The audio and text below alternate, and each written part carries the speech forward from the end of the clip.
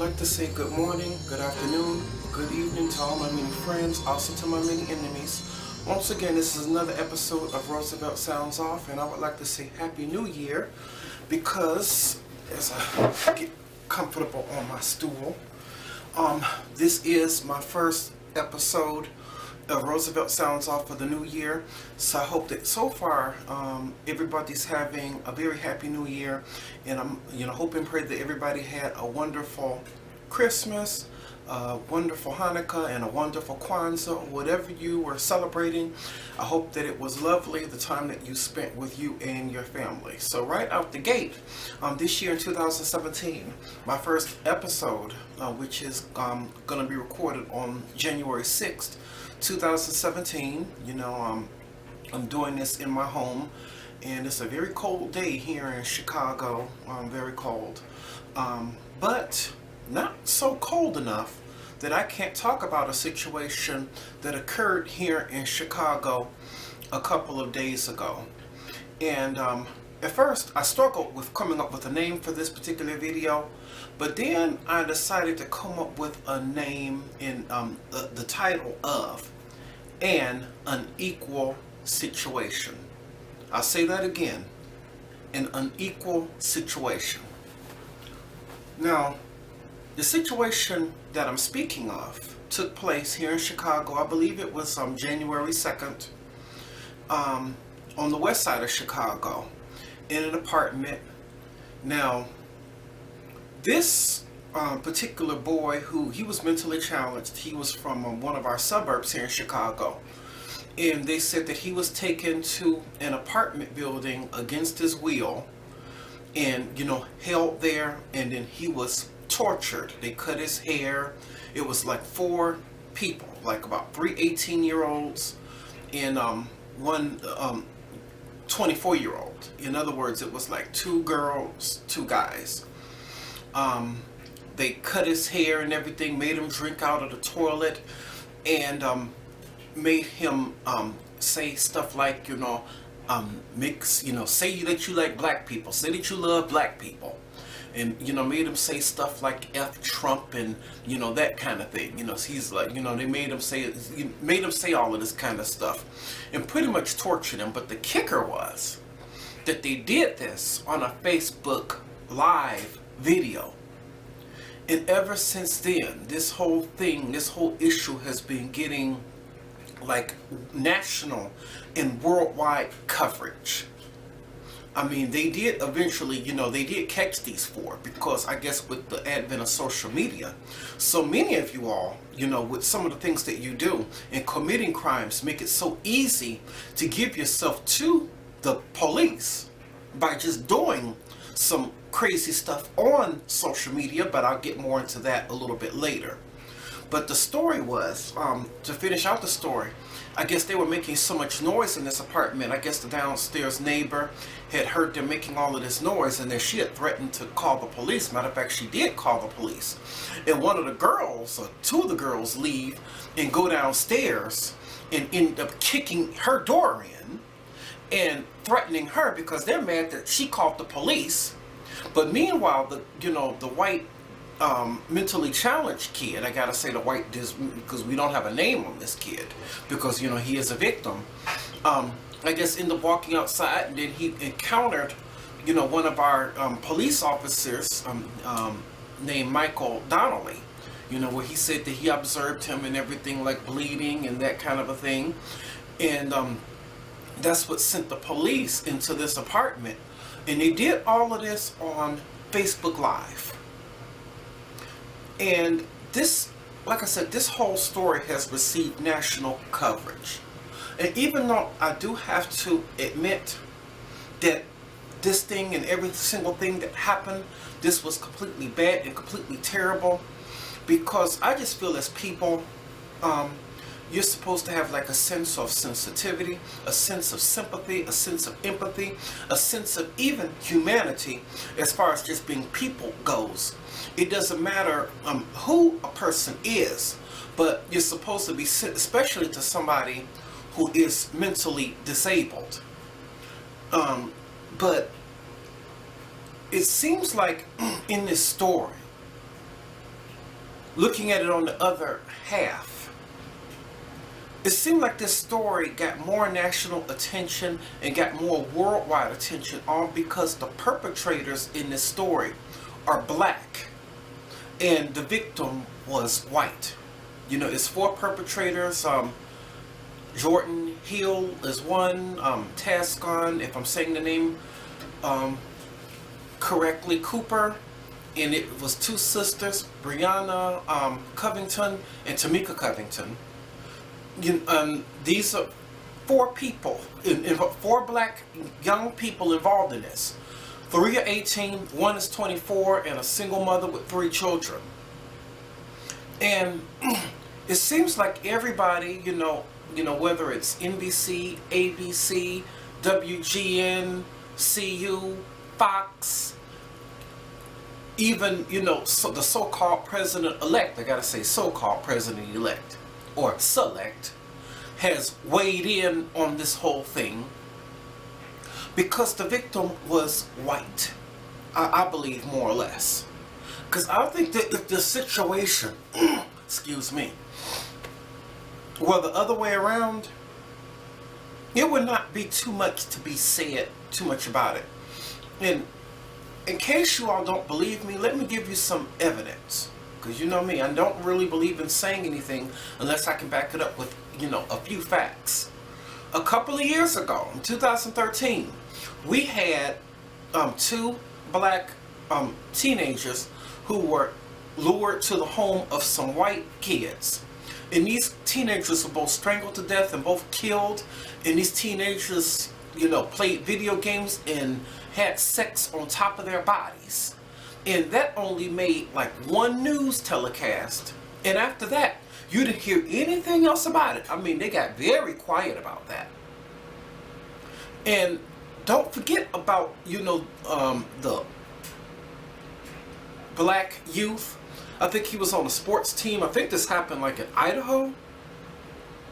And he was sodomized with a coat hanger by some other white teenagers. And we can't, even if we have to go back into history and study our history.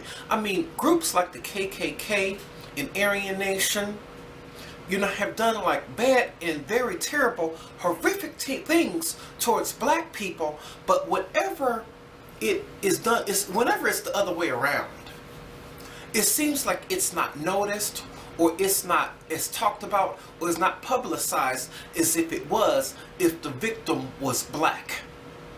But, I hear some people saying, too, that I guess the main reason how come this is so bad is because this was also captured on Facebook Live.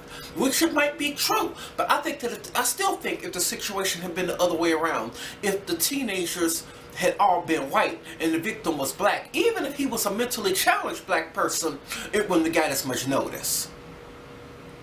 And in this country, that the reason why I said that this is an unequal event, because right now I could go out here and kill somebody who is black, and maybe I will probably get 10, 15 years or something in prison, something like that. But let me go and do something to somebody who's white and see when I spend decades in prison. And even though this mentally challenged boy, as bad as this incident was, because I'm dare not trying to take that away, but he didn't die. Nothing like that happened. But still, these 4, their lives are going to be ruined. I heard on the news, they're probably going to be sentenced to decades in prison. Probably more decades in prison for, than people who've actually murdered people. I mean, even our police superintendent, Eddie Johnson, he has never been passionate and spoken up or stood for anything. He has never been passionate about the murder of Rekia Boyd or the murder of Laquan McDonald by a white police officer, or what even happened to the young man that by a police sergeant who had wound up killing 1 or 2 people before. He's never spoken out against white on black things. But yet, in this particular incident, Eddie Johnson was passionate. saying, how terrible this was. He was this is the most passionate that I've ever seen Eddie Johnson about anything. And I believe in equal justice and equal things for every single body in this country. It should not be to where one group of people can do something to another, but yet they face decades in prison, but yet another group of people, just because, white people in this country, they have all the powers and have all the money and holding all of the cards, get a chance to do and get away with whatever dirt that they do and not face any kinds of consequences at all. But I get so tired of everybody, saying, well, you're not white, you're not this, you're not that, you're not in power, you can't do what they do, and all of this other kind of stuff. No, but at the same time, we're all human beings. And I believe in equal justice under the law for every single body. No special rights or anything for anyone. Everybody should be completely equal. But yet, looking at it on the other hand, like I've said, because I have talked about the tragedies of social media before, but I think at this point, with this particular incident, it bears repeating. Even though I wish that things in this country were much more even, often in this country things are not good, and things that is going on in between blacks and whites, and now with the election of Donald Trump, we know that things in this country are not going to be fair, because they never were towards black people, because our descendants were brought here as slaves, so that's all that they ever intended on us black Americans ever being, were slaves. They never ever thought that our ancestors would come out of slavery, so therefore we have all of this stuff against us. They even had in the Constitution, we're 3/5 of a human being. So according to the Constitution, we're not even all human. That's how come we don't get the justice that we so desperately deserve. But looking at it, like I said, on the other hand, with the tragedy of social media, I think that it's, even though it's please don't get me wrong, it's a whole lot of good things on social media. I'm using social media, as you see right now, to try to deliver a message. And, many of y'all who watched me for a few years, you pretty much know my story, how Roosevelt Sounds Off came about. Because I was the victim of Chicago police corruption, so I set out to do or channel my frustration in a much more positive way. Granted, I, have tried to do that. Even though a whole lot of you agree with my views, but yet some of y'all don't agree with my views and everything. But at the same time, I did try my best to channel it in a more positive way. But we know it's a whole lot of bad things out on social media. And I try to tell my 15-year-old godson, some of the stuff that even he does on social media, I don't approve of. He was on social media one day. I caught him on there on Facebook Live, saying just any kind of thing, using cuss words and everything. So I end up telling his mother calling his mother and telling her what he's doing. He gets mad with me and deletes me and blocks me from his page from seeing what he's doing on Facebook. Told me that I was a snitch. Told me stop snitching. So what? What's the matter with cussing on Facebook? Everybody cusses on Facebook. But I told him that you're not everybody. And just because some people are doing something, or a whole lot of people in the world are doing something, does this make this right? Because this horrific act that was caught on Facebook Live, I try to get it the point over to him. That's the kind of place where it starts. That you're saying and doing all kinds of stuff on social media, so as time goes on, you just become more emboldened to do much more. So, where you're torturing somebody on Facebook and smoking blunts and, blowing weed smoke into the camera and all kinds of stupid stuff that they do on social media. And what he does, I don't approve of. Because I told him that if he stayed in my home, he wouldn't even have a Facebook page. As soon as he comes home from school, he's on social media, on Facebook, from the time that he comes in the door to the time he gets ready to go to bed. Now, maybe when I was younger, we didn't have social media. You know, we might have had TV and video games. But no, our parents did not let us sit under the TV and under the video game from the time we got home from school till the time we went to bed. No. I feel that there needs to be some kind of restraints or control, especially on young people in social media. And I believe even for us grown people, maybe some of us, a whole lot of us, need to take a break or a detox from what is going on social media. I mean, it reminds me even of a passage of scripture that I even used in one of my last videos. I believe I used this one, or at least told somebody this. When it came down to even stuff like reality shows, because I think that that's another thing that contributes to this kind of bad behavior too, is stuff like on reality shows where, you know, first they're just talking, then all of a sudden they get into fights and all of this other kind of stuff. So it makes people on social media want to act this stuff out in real life.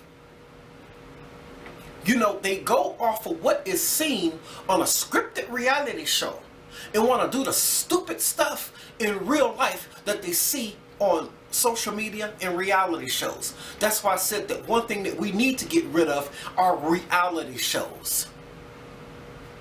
I think that all of us sometimes need a detox from social media. We need to stay off of it like maybe a week or maybe two or something. Because it is a passage of scripture that also says that you're not supposed to be a busybody dealing in other man's affairs. Because whenever you're going on social media, basically what are you doing? You're basically, you know, putting every single thing about your life out there, like where you went today, what you put on, and what you ate, and you know, you're nosing into other people's lives about where they went and what they're talking about, what they had for dinner, what restaurants and everything that they went to, you know, what kind of problems that they're having on their job. Who actually cares? Who cares what's going on in another person's life? But this is what you see on social media, and they have reality shows for everything, even the point that even, you know, you have reality shows even for the church. This trash, so-called religious trash of the preachers of LA, the preachers of Detroit, now the preachers of Atlanta, because every single thing that the world does, the church wants to copy it. A reality show for every single thing. There's even a reality show for Caitlyn Jenner. And I'm pretty sure that if Caitlyn Jenner wanted to be Bruce Jenner again, there'd be another reality show about that. You know, Caitlyn Jenner wants to become a man again. I mean, it's too much.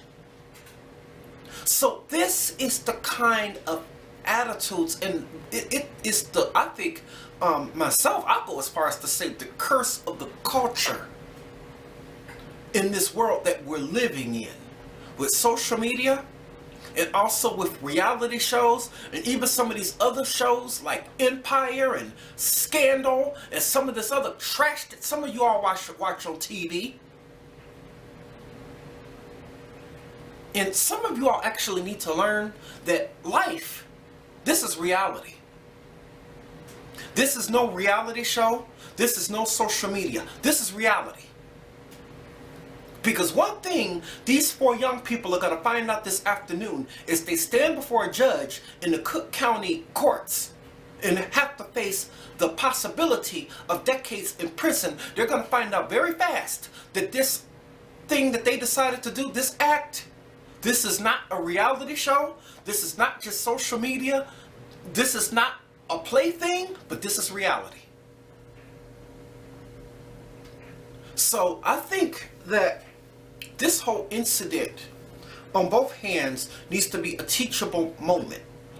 For number one, we should not have unequal justice in this country, because I feel that you deserve the same amount of justice if you're black, whether it is if you're white, and if something is done towards a white person, it should be, or even done towards a black person, should I say, it should be condemned just as bad and as harshly as it's done towards a white person.